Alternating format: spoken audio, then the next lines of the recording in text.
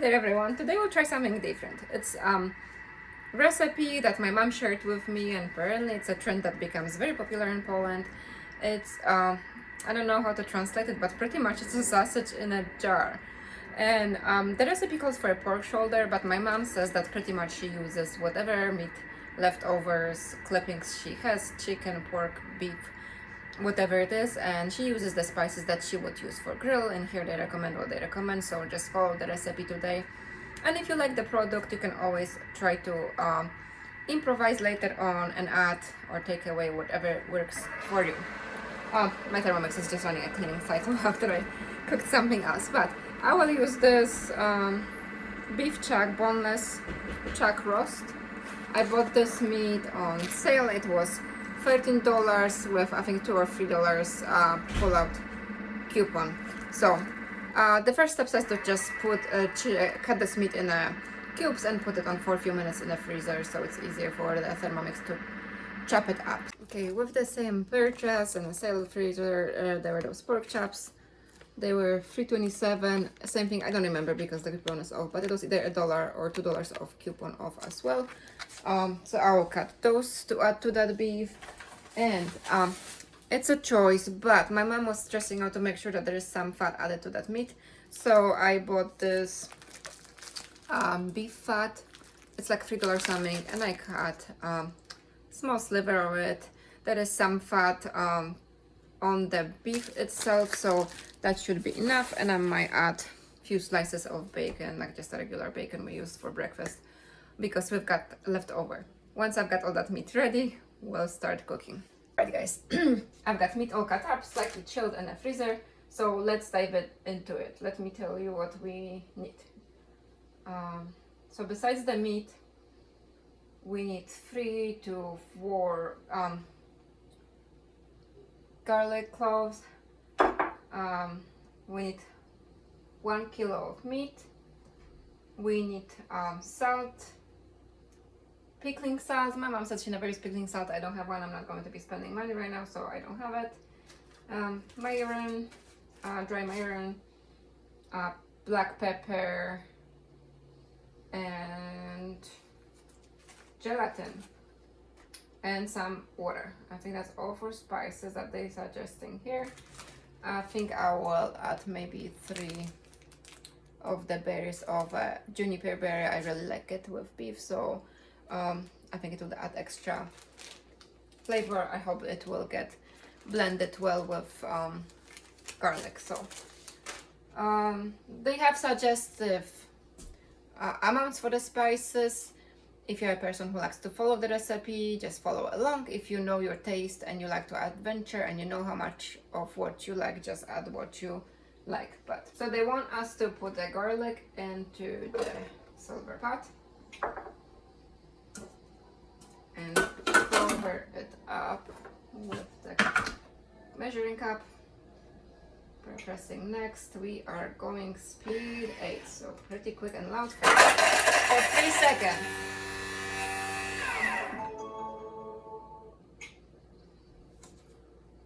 Then they want you to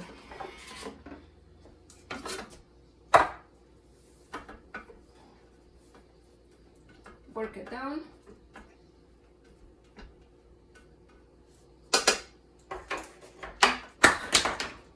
So this is how it looks after the 3 seconds of chopping. I will add, like I said, 3 of the berries of the juniper. This is not required. If you don't like it, don't add it. I just think it will taste good. I just rinse my tool. Alright. So we worked it down. I will add another one more time, guys, because I forgot to add those berries right away. So one more time, speed 8 for 3 seconds. I can smell my juniper.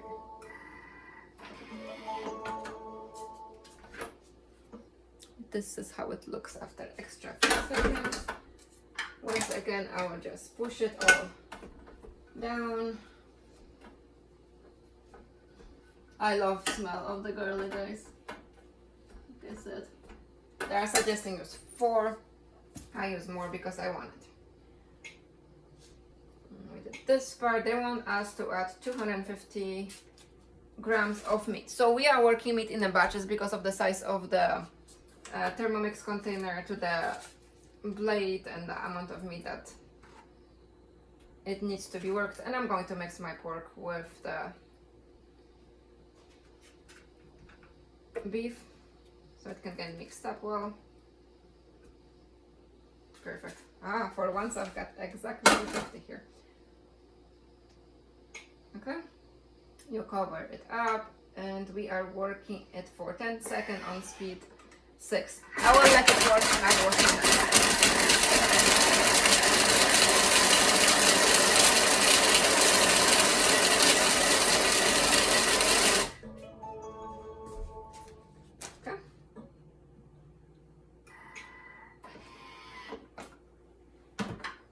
Guys, be amazed because first time when I was working the meat in the Thermomix, my jaw literally dropped to the ground because I was making burgers and I was shocked how well they were blended.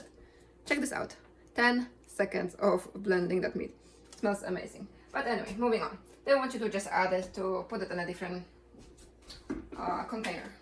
Like I said, we are working in batches with this.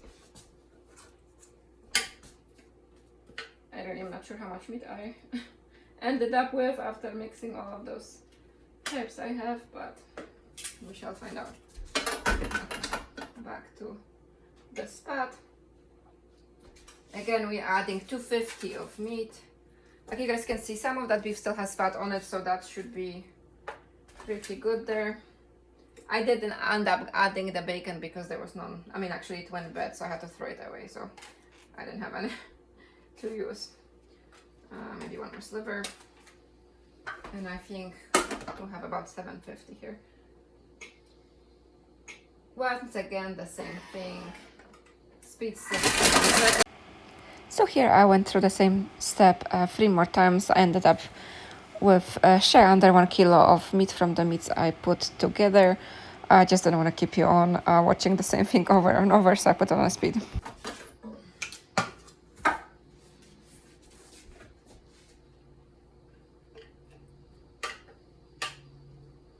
So what's pretty cool about the Thermomix being able to grind the meat is that if you don't have a meat grinder, you still can make the ground meat recipes like burgers, sausages. It's really doesn't stop you. Like I said, the Thermomix has so many functions and I'm not just exaggerating, and it's an amazing kitchen appliance. So, but let's see what they want us to do next. Now they want us to put all of that meat back in. So you can see a nice variation here. We've got some. If you've ever made sausage before, you know you need that binding fat because otherwise it's just really dry and pretty nasty. So, and also with this recipe, guys, you know exactly what you are putting in that meat mix. So it's really beneficial. Okay, let's go with salt. Once again, add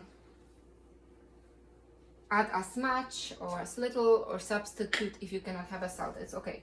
So we are going 1.5 teaspoon. I'll just follow the recipe if I'm not too heavy-handed on it. So we've got salt. I don't have a pickling salt, so I'll have to add maybe half more of the regular one. I don't know, guys, I've been craving salt like crazy. I think I might be just low on that. Then we are adding majoran. They wanted a dry one. I think it's time to plant a plant and dry my own. So I just buy my herbs in bulk if I need something, so they don't sit on the shelf. And get also, it's really convenient. We've got a health food store here nearby. It works great. So we want 1.5 teaspoon of this. Guys, it's spring and the herbs are easily accessible in most of the stores. Just buy them even if you keep them in cute pots, and then just dry them for winter or use fresh. That's even better. And then we want black pepper.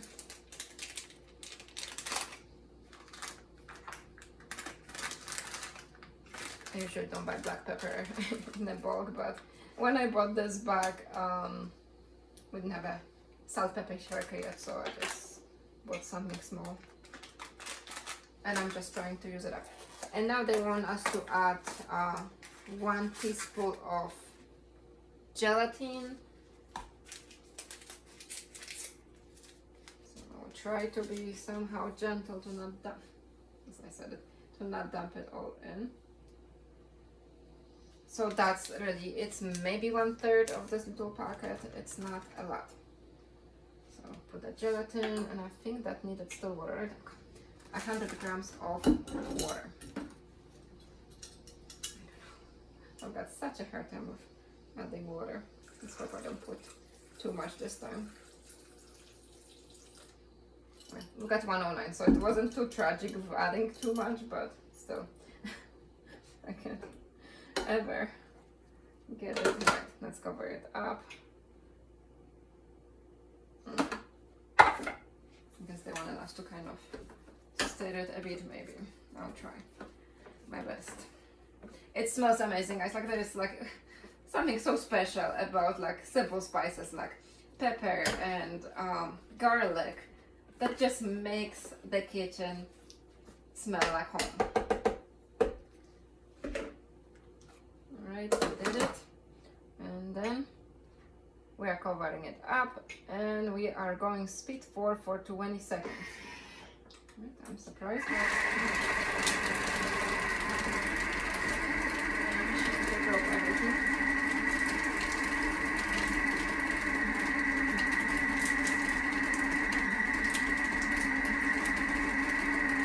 Almost done. So the process kind of starts after the meat is mixed up. You gotta put it in the jars, pasteurize it, and then do it the same thing tomorrow, but we'll get it. My mom says it's really, really worth it because it tastes amazing, smells even better.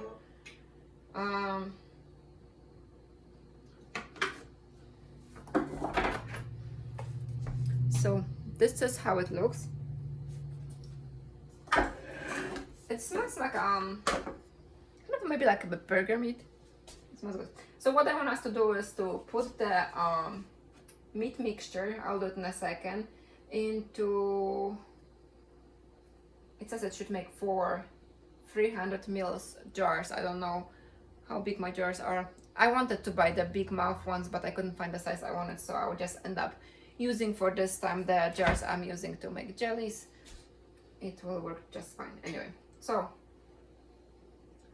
we want to put those that meat to the jars, and we want to get rid of all of there. So you want to press it hard, make sure that you don't have air bubbles.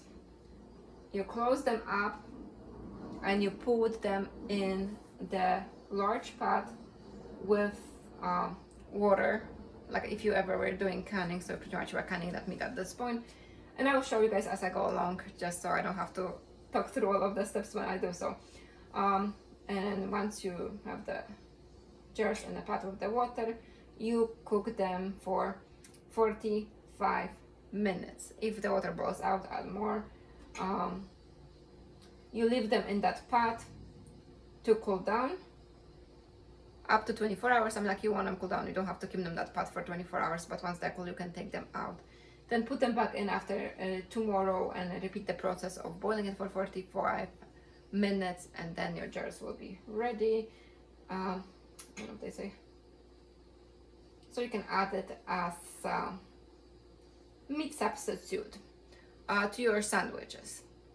So the big reason why this recipe becomes so popular, I know it maybe looks like spam or something, but obviously it's much healthier, but it contains meat. My mom actually says that when she does hers, she leaves even bigger chunks of meat. She doesn't necessarily blend it as fine as this.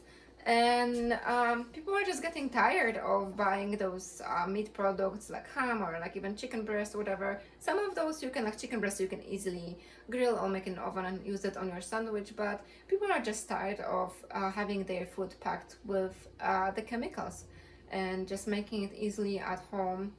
It tastes better, it's better for you, and they know what they are putting to their bodies. So that's why it's becoming very popular.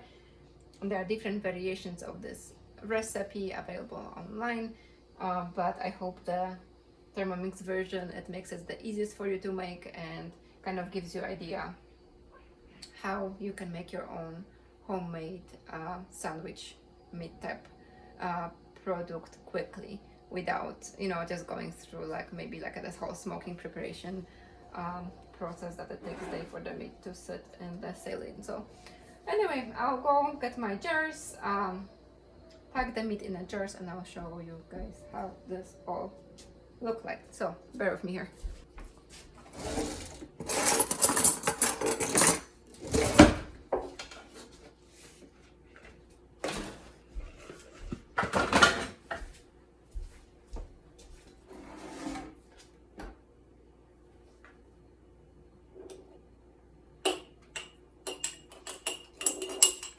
I know maybe it doesn't seem too appetizing, but believe me, it really smells absolutely amazing.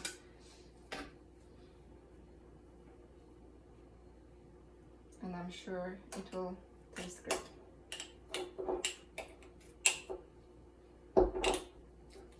So as you can see here, I've got that big air packet. I want to compress that meat so I don't have this dividers there.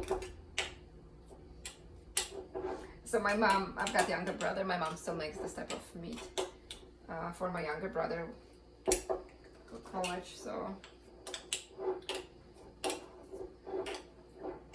if you've got kids that you want to send something with them, or parents,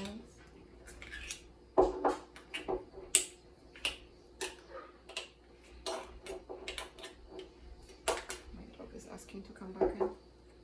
So like I said, like my goal is to have the wide jars which are bigger but not as deep. It might be easier to compress the meat in them, but we are working on what we have.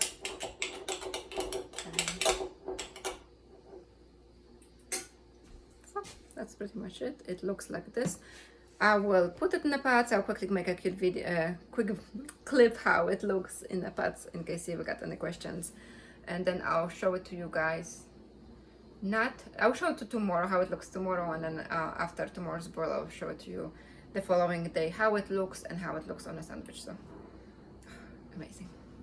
Right guys, this is how I can my jars. I usually, this is a small pot because I only have 2 jars here, but I put some cloth on the bottom and then I put slightly over the amount of water. I'll cover up the pot and let it cook for 45 minutes. I know I only have 2 jars here of that sausage because Will came home and the meat smells so amazing that he asked if he could stuff some casing and smoke it on a smoker. So that's what we'll do with the leftover of the meat. I'll show it to you guys in a different video, but it shows you how versatile that meat recipe is and how truly amazing it smells. So this is how it looks ready. I pull it out of the jar and then slice it like a sandwich meat. Hope you enjoyed this recipe and feel free to ask any questions. Comment below if you tried this recipe and if you've got any tips for others.